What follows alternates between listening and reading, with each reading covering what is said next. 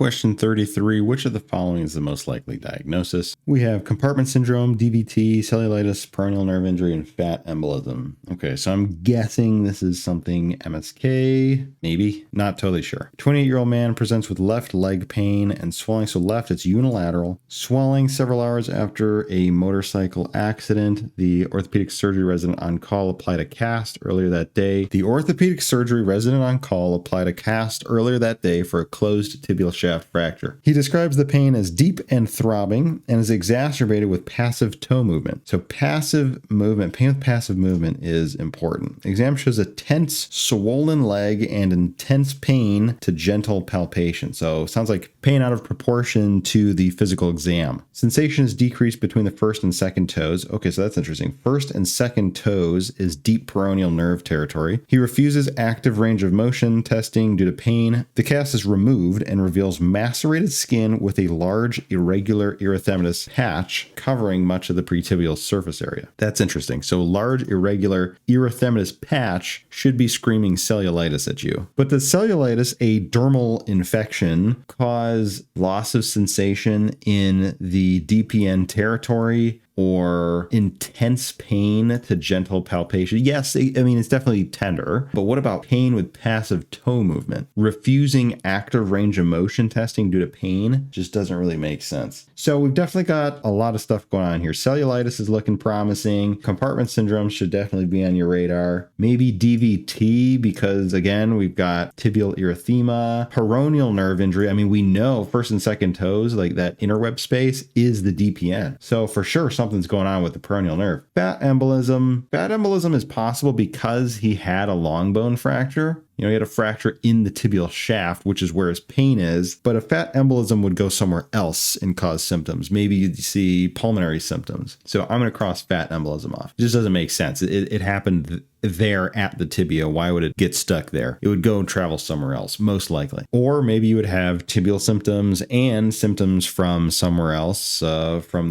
multiple fat emboli. Okay, let's break it down. Can you have compartment syndrome in a closed tibial shaft fracture? What does that mean? Closed means the bone did not break through the skin, so the skin is still intact. Can you have compartment syndrome with a closed fracture? Yes. Can you have compartment syndrome with an open fracture, whereas the bone's peeking out through the skin? Absolutely. You still can. Closed or open, doesn't matter. So let's come back to that one. What about DVT? DVT, you could have erythema, pain with Homan sign, it's passive dorsiflexion, and he does have pain with passive movement of his toes. But let's check out where that erythema is. It's a large irregular patch covering most of the pretibial surface. That's anterior. DVTs happen posteriorly. So with that alone, I'm going to cross off DVT, or at least put it farther down on my list. Let's go to cellulitis. Again, irregular erythematous patch that's painful, could be cellulitis. You know, it's only been several hours, but cellulitis can onset within 24 hours. So I wouldn't rule it out alone because of that. Pain out of proportion, right? Intense pain to gentle palpation, pain with passive toe movement, and then the neurologic findings. It just doesn't make sense with cellulitis. So now we're down between compartment syndrome and peroneal nerve injury. Well, we literally are told DPN issues with the first and second toes, right? That inner web space is DPN sensation. However, we're not told about foot drop. Foot drop would be expected if you had a DPN laceration from a fracture. And then when they try to test active range of motion, he refuses to even try due to pain. So we technically don't know if he's going to have trouble with dorsiflexion.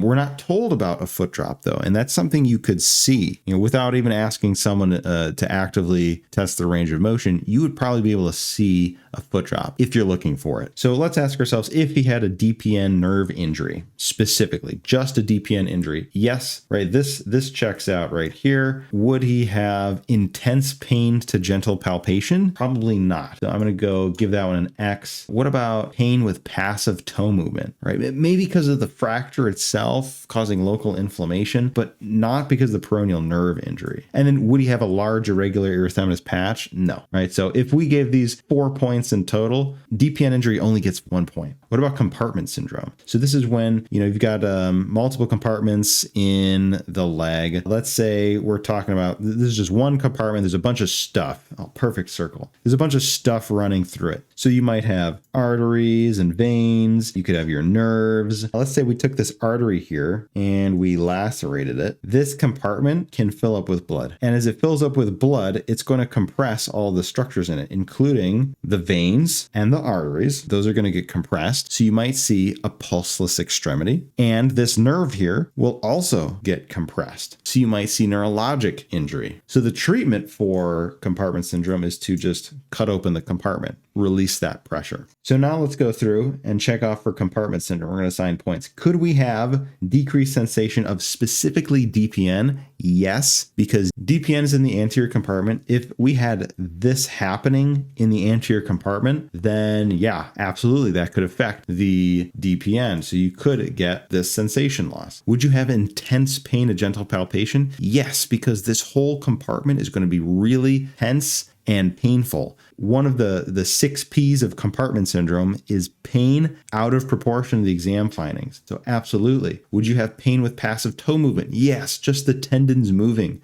is excruciatingly painful. Could you have an irregular erythematous patch just from compartment syndrome? Honestly, maybe not. I can't really think of any reason why you would. So out of 4 points, this one gets 3. That's pretty good. That's a good enough reason alone to pick compartment syndrome. I recommend you try this diagnostic method, this ascribing points, this quantitative method, whenever you're stuck between 2, maybe 3 answer choices. If you're not sure, ascribe points, pick the one with the most amount of points. That would be compartment syndrome, choice A. But before we end the video, why do you think there is an irregular erythematous patch? Was that just to throw you off? Yes, it was. But also, the resident applied a cast earlier, and this guy had a fracture. There's a lot of swelling that happens after a fracture, and that can, when you take the cast off, you're going to see this macerated skin if there's bleeding or sweating, and irregular erythematous patch could just be from the pressure of the cast on the leg itself. That's what I was going for with that. Also, where did compartment syndrome come from? It came from this little part right here that I bet you didn't notice. The resident applied a cast earlier in the day. You